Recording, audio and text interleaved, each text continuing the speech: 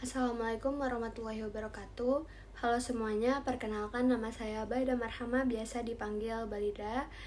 Saya dari KPI 2A dengan NIM 1251290008. Pada kesempatan kali ini, saya akan menjelaskan tentang ontologi ilmu komunikasi.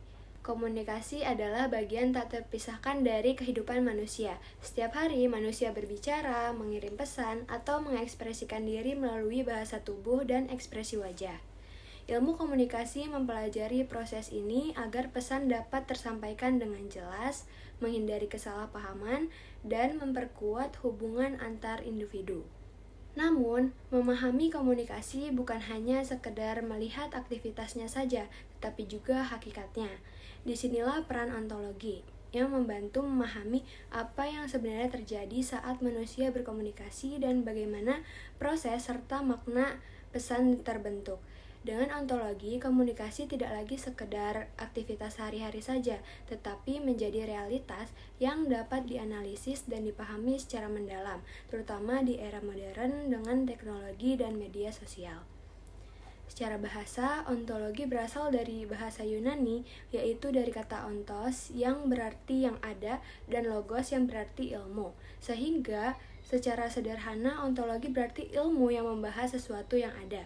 Menurut Jurnal Kajian Ilmu dalam Tinjauan Filsafat, ontologi, epistemologi, dan aksiologi karya Dewi Rohma, ontologi merupakan cabang filsafat yang membahas hakikat keberadaan, termasuk apa saja yang benar-benar ada, bagaimana sesuatu dikatakan ada, serta mencakup segala sesuatu yang sudah ada maupun yang mungkin ada. Sedangkan menurut buku Pengetahuan Filsafat karya Profesor Dr. Ahmad Tafsir, ontologi dalam filsafat membicarakan tentang hakikat filsafat itu sendiri, yaitu mencoba menjawab pertanyaan mengenai apa sebenarnya pengetahuan filsafat itu. Dalam kajian filsafat juga dikenal adanya struktur filsafat, yaitu susunan cabang-cabang filsafat beserta isi atau teori yang terkandung di dalamnya, yang disebut sistematika filsafat. Dengan memahami ontologi filsafat ini, kita dapat melihat bahwa setiap ilmu, termasuk ilmu komunikasi, memiliki dasar pemikiran yang menjelaskan hakikat dan keberadaannya, sehingga membantu kita memahami ilmu tersebut secara lebih menyeluruh. Berdasarkan Jurnal Filsafat Ilmu dalam Ruang Lingkup Ontologi, Konsep dan Objek Ilmu Pengetahuan oleh Ferdiansyah, ontologi adalah salah satu kajian filsafat paling kuno dari Yunani yang membahas keberadaan sesuatu yang bersifat konkret sebelum manusia membedakan antara penampakan dan kenyataan. Setelah memahami ontologi, penting juga untuk memahami pengertian komunikasi. Menurut KBBI, komunikasi adalah proses pengiriman dan penerimaan pesan atau berita antara dua orang atau lebih agar pesan dipahami dengan baik. Dalam buku Ajar Pengantar Ilmu Komunikasi karya Haryanto, secara etimologis kata komunikasi berasal dari bahasa Latin yaitu communis yang berarti sama atau sama makna, serta communicare yang berarti membuat sama, menekankan bahwa inti komunikasi adalah tercapainya kesamaan pemahaman. Buku Etika dan Filsafat Komunikasi yaitu Perspektif Teori dan Praktik karya Yusuf Safari MSI menekankan bahwa ilmu komunikasi berfokus pada bagaimana pesan disampaikan oleh komunikator kepada komunikan, termasuk cara menyampaikan, media yang digunakan, serta karakteristik audiens. Dengan kata lain, komunikasi bukan hanya menyampaikan pesan saja, tetapi juga membangun kesamaan pemahaman melalui simbol-simbol yang dipahami bersama.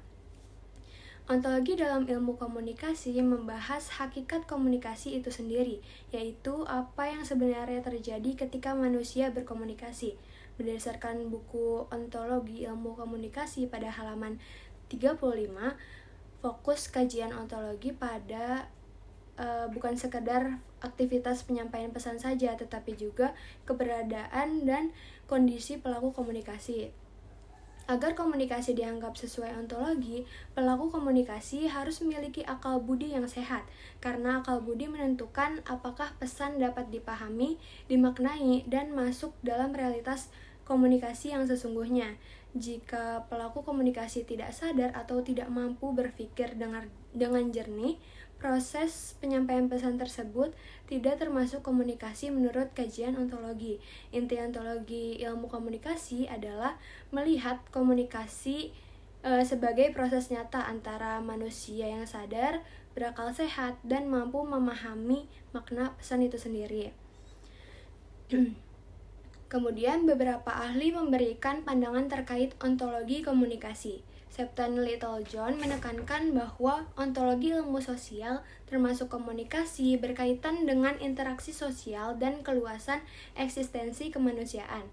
Aristoteles memandang ontologi sebagai pembahasan mengenai hal yang ada dan merupakan perubahan yang dialami dalam hubungannya dengan objek.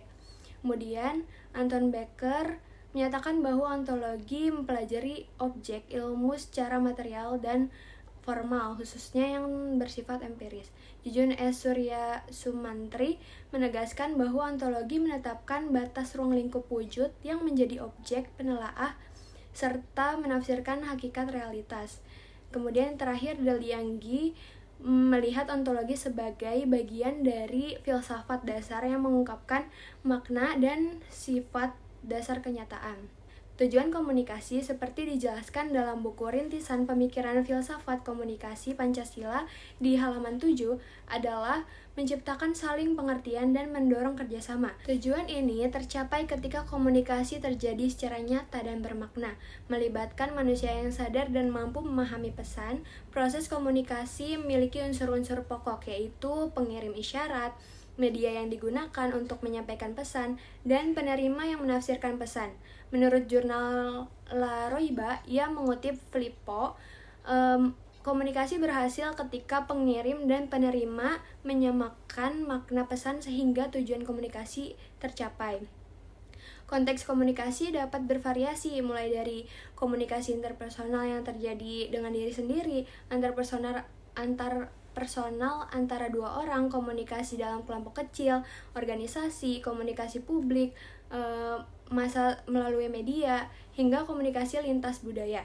Sebagaimana dijelaskan dalam buku pengantar teori komunikasi, yaitu Analisis dan Aplikasi pada halaman 35. Ontologi membantu memahami bahwa komunikasi hanya terjadi jika pelaku sadar dan mampu menafsirkan pesan dengan benar. Misalnya, seorang guru mengajar di kelas, menyampaikan materi kepada murid yang mendengarkan dan memahami isi pelajaran, menunjukkan komunikasi ontologis karena kedua belah pihak sadar dan berakal sehat. Sebaliknya, berbicara kepada orang yang tidak sadar tidak termasuk komunikasi ontologis. Menurut saya, ontologi penting dalam ilmu komunikasi karena membantu memahami hakikat komunikasi yang sebenarnya. Komunikasi bukan sekedar menyampaikan pesan saja, tetapi harus benar-benar dipahami oleh penerimanya. Ontologi menekankan kesadaran dan kemampuan berpikir pelaku agar pesan memiliki makna, sehingga komunikasi dapat berjalan dengan efektif dan mencapai tujuannya. Kemudian secara keseluruhan, ontologi ilmu komunikasi menekankan bahwa komunikasi yang sesungguhnya terjadi ketika manusia itu sendiri sadar, berakal sehat, dan mampu memahami sebuah pesan.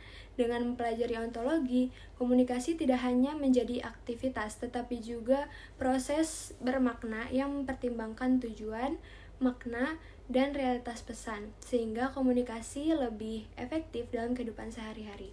Sekian yang dapat saya sampaikan, mohon maaf apabila ada kekurangan atau kesalahan. Wassalamualaikum warahmatullahi wabarakatuh.